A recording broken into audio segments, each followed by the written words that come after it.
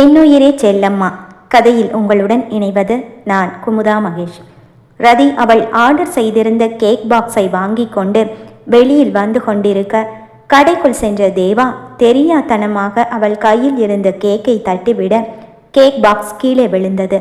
நடந்தது எதுவும் தெரியாமல் தேவா ரதியை பார்க்க அவளும் அவனை பார்த்தாள். ரதி கேக் பாக்ஸை திறந்து பார்க்க கேக் மொத்தமும் ஜாமாகி போயிருந்தது. என்னோட கேக் மொத்தமும் போச்சு. இன்னைக்கு மணியோட பிறந்த நாள். அவனுக்கு தெரியாம சர்ப்ரைஸா கேக் வாங்கி கட் பண்ணி கொண்டாடலான்னு நினைச்சிருந்தேன். எல்லாம் போச்சு. அவள் அங்கேயே உட்கார்ந்து அழாத குறையாக புலம்பிக் கொண்டிருக்க தேவாவிக்கோ கேக் பாக்ஸ் எப்படி கீழே விழுந்தது என்று ஒன்றுமே புரியவில்லை. ரதியை பார்த்ததும் இந்த பொண்ணை எங்கேயோ பார்த்த மாதிரி இருக்கே.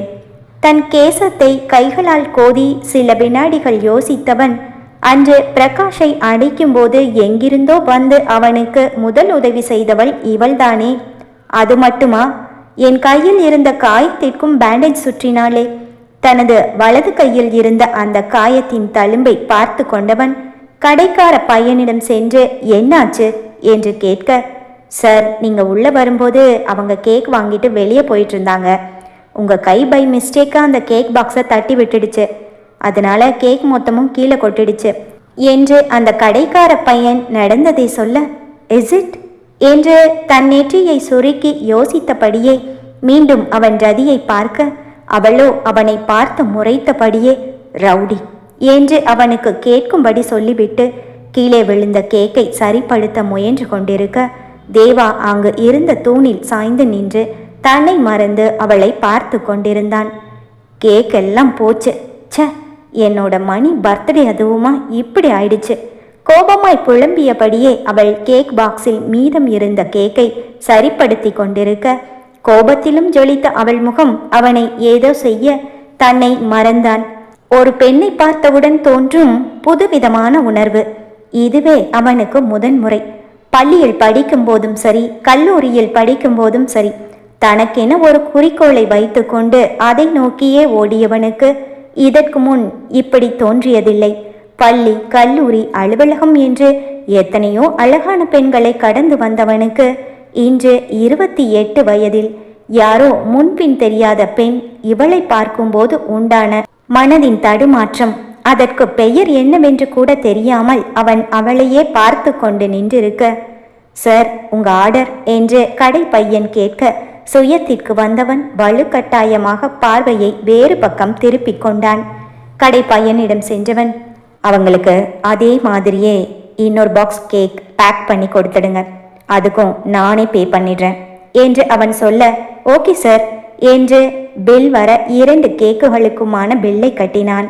அவன் ஆர்டர் செய்த கேக்கை வீட்டிற்கு எடுத்து வரும்படி கூறிவிட்டு அவன் ரதியை கடந்து வெளியில் செல்ல, சரியான ரவுடி என்று அவன் கடந்து செல்லும்போது அவன் காதுபடவே அவள் பேச நடந்து கொண்டிருந்தவன் நின்று திரும்பி அவளை பார்த்தான். அதே நேரத்தில் கேக் பாக்ஸுடன் வந்த கடை பையன், மேடம் இந்தாங்க, அது மாதிரியே இது புது கேக், சார் பே பண்ணிட்டாரு என்று அவள் கையில் கேக் பாக்ஸை கொடுக்க நம்ப முடியாமல் அவள் தேவாவை பார்க்க அவ்வளவு நேரம் நின்று அவளையே பார்த்து கொண்டிருந்தவன் இப்போது தன் காருக்கு சென்று வேகமாக காரை கிளப்பியிருந்தான். காரை ஓட்டி கொண்டிருந்த தேவாவிற்கு அவள் பேசிய வார்த்தைகள் மனதில் வந்து மோதியது. மணியோட பிறந்த நாளுக்கு சர்ப்ரைஸா கேக் வாங்கிட்டு போய் கொண்டாடலாம்னு நினைச்சிருந்தேன். அவனும் என்னை ரொம்ப எதிர்பார்த்துட்டு இருந்திருப்பான். கீழே விழுந்து கிடந்த கேக்கை பார்த்தபடியே அவள் பேசியது மீண்டும் மீண்டும் தேவாவின் மனக்கண்முன் வந்து போக, யாரோ ஒருத்தி, நான் ஏன் அவளை நினைக்கணும்? வலுக்கட்டாயமாக அவளை பற்றிய நினைவுகளுக்கு முற்றுப்புள்ளி வைத்தான். அதற்கு பிறகு 1 வாரம் ஓடிவிட்டது.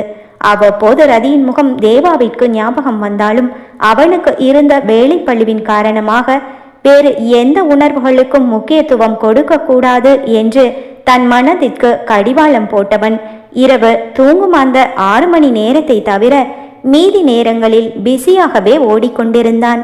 ரதி வேலை செய்யும் மருத்துவமனையின் நிர்வாகி சந்திரமதி. அவர் ஒரு கைனகாலஜிஸ்ட் டாக்டர். கணவன் இல்லை. சந்திரமதியின் ஒரே மகன் ஜீவா அதே மருத்துவமனையில் பிசியோதெரபிஸ்டாக இருக்கிறான்.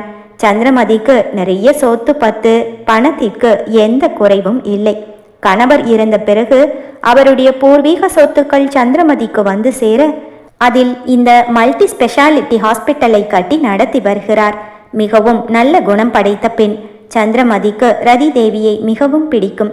எதிர்காலத்தில் தன்னையும் தன் மகனையும் அன்பாக பார்த்து கொள்ளும் ஒரு மருமகளை அவர் தேடிக்கொண்டிருக்க, அன்று ஒரு நாள் காரில் வரும்போது மகன் ஜீவாவிடம் அவன் திருமணத்தை பற்றி கேட்க, அம்மா எனக்கு கல்யாணத்துக்கு இப்ப என்ன அவசரம்? காரை ஓட்டியபடியே ஜீவா சந்திரமதியிடம் சொன்னான். இப்ப அவசரம் இல்லாம வேற எப்ப கல்யாணம் பண்றது? இப்போ உனக்கு வயசு 28 ஆச்சு. இப்ப வேண்டான்னு சொல்லிட்டு 40 வயசுலயா கல்யாணம் பண்ணிக்க போற?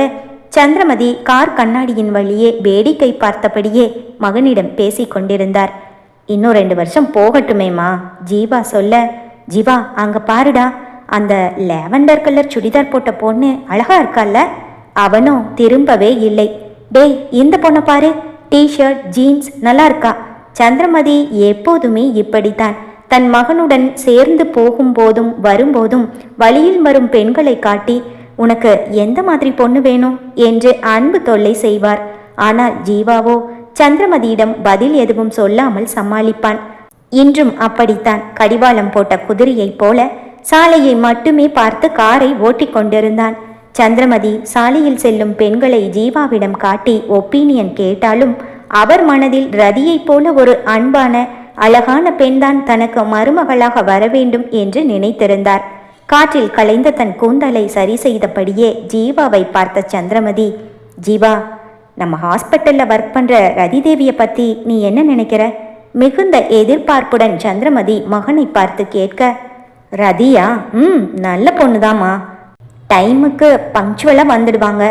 பேஷண்ட் கிட்ட ரொம்ப அன்பாக நடந்துக்குவாங்க. வேலையிலும் எந்த குறையும் சொல்ல முடியாது. லீவு போட மாட்டாங்க. வேற யாராவது லீவு போட்டாலும் அவங்க வேலையும் சேர்த்து இவங்களே செய்கிறாங்க. அவங்களுக்கு யூஎஸ் போய் நர்சிங் படிப்பு படிக்கணும்னு ஆசை. அதை பற்றி கூட என்கிட்ட நிறைய வாட்டி டிஸ்கஸ் பண்ணியிருக்காங்க. நானும் யூஎஸில் டாக்டராக இருக்கிறேன், என் ஃப்ரெண்டு கிட்ட கேட்டு சொல்கிறேன்னு சொல்லி இருக்கேன். சந்திரமதி எதுவும் பேசாமல் தலையசைத்து மகன் சொல்வதை கேட்டுக்கொண்டே வந்தார். அன்று மருத்துவமனையில் ரதி சந்திரமதியின் அறையில் இருந்தாள். மேடம், பேஷண்ட்டுக்கு 10 மணிக்கு தான் அப்பாயின்மெண்ட். இன்னைக்கு இவ்வளவு சீக்கிரமா வந்துட்டீங்க?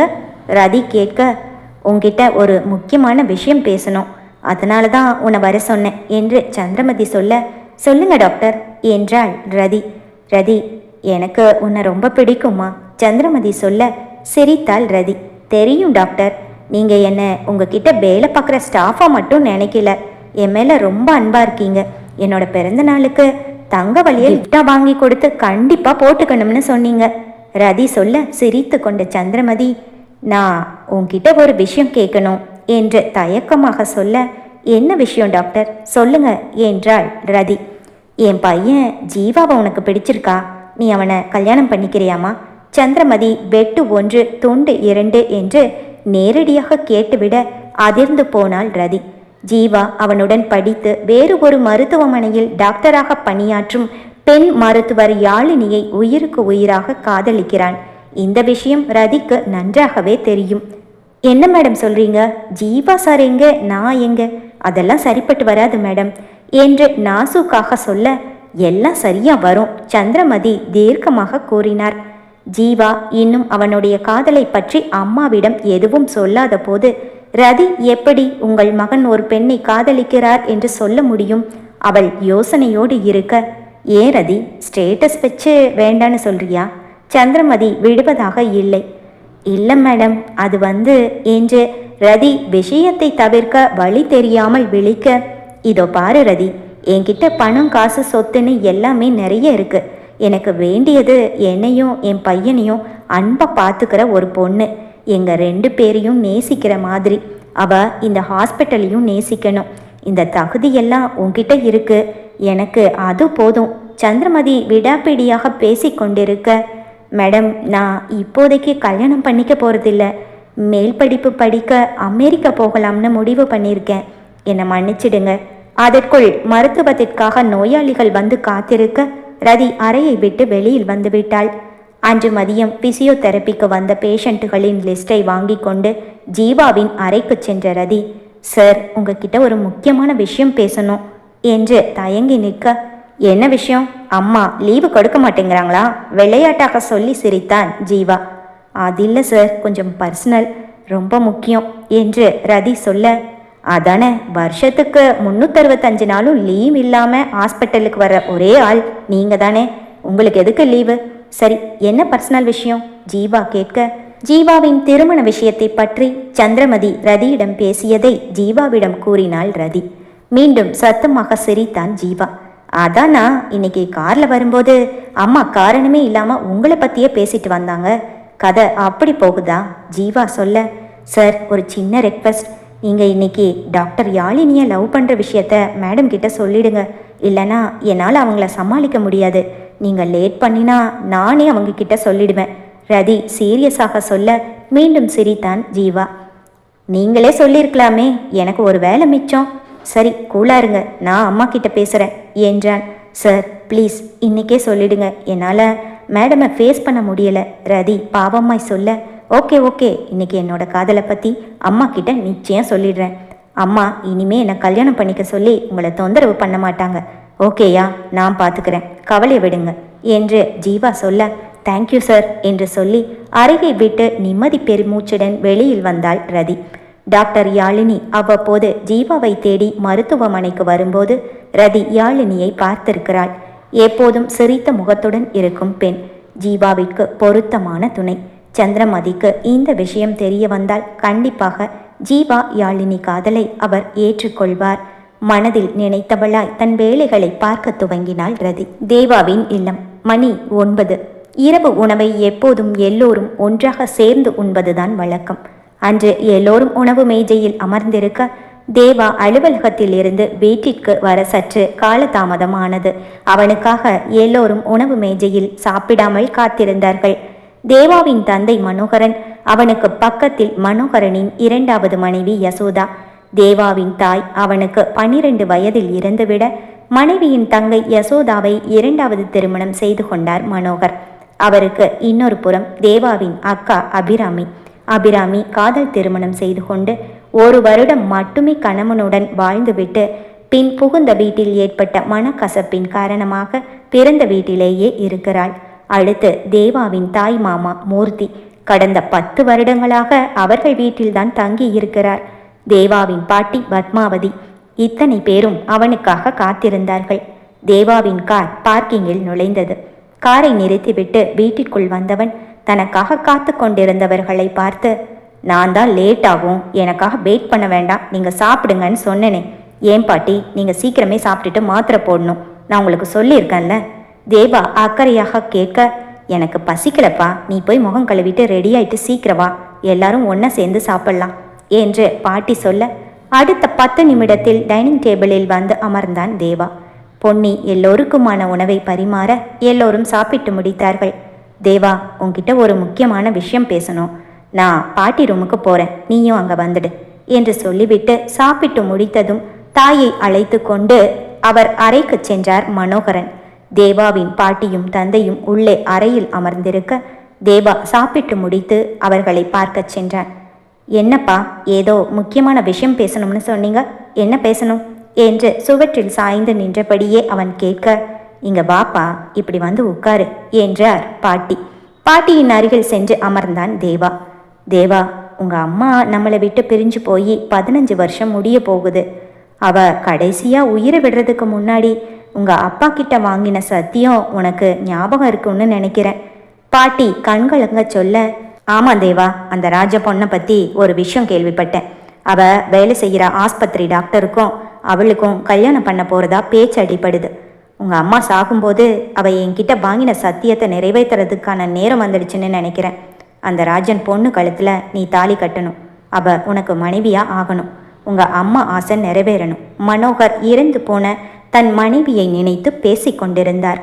ஆமா தேவா, உங்க அம்மா உயிரை விடுற நேரத்துல அவ கேட்ட சத்தியம் இது. நம்ம தேவாக்கு ராஜனோட பொண்ணு தான் மனைவியா வரணும்னு சொன்னா. என்னடா இவ நம்ம எதிரியோட பொண்ணை இந்த வீட்டுக்கு மருமகளை வரணும்னு சொல்றாளேன்னு எங்க எல்லாருக்குமே அதிர்ச்சியாக தான் இருந்துச்சு. ஆனாலும் மனோகர் அவ ஆசையை கண்டிப்பா நடத்தி தரேன்னு உங்க அம்மாவுக்கு சத்தியம் பண்ணி கொடுத்தான். காலங்கள் ரொம்ப வேகமாக ஓடிடுச்சு. அந்த ராஜன் பொண்ணு நம்ம வீட்டுக்கு வர வேண்டிய நேரம் வந்துடுச்சு. நீ என்ன பண்ணுவியோ ஏது பண்ணுவியோ தெரியாது. அந்த பொண்ணு கழுத்தில் தாலி கட்டி அவளை மனைவியா நம்ம வீட்டுக்கு கூட்டிட்டு வரணும். பாட்டி உணர்ச்சி ததும்ப பேசி கொண்டிருக்க தேவாவின் முகமோ கல்லென இறுகி போனது. அவர்கள் சொல்லும் ராஜனின் பெண் ஏற்கனவே தான் 2 முறை சந்தித்து அறிமுகமான ரதி என்பது அவனுக்கு தெரிய வாய்ப்பில்லை. திருமணம், மனைவி என்ற பேச்சு வந்ததும் அவனை அறியாமல் அவன் நினைவில் வந்து போனதென்னவோ ரதியின் முகம்தான்.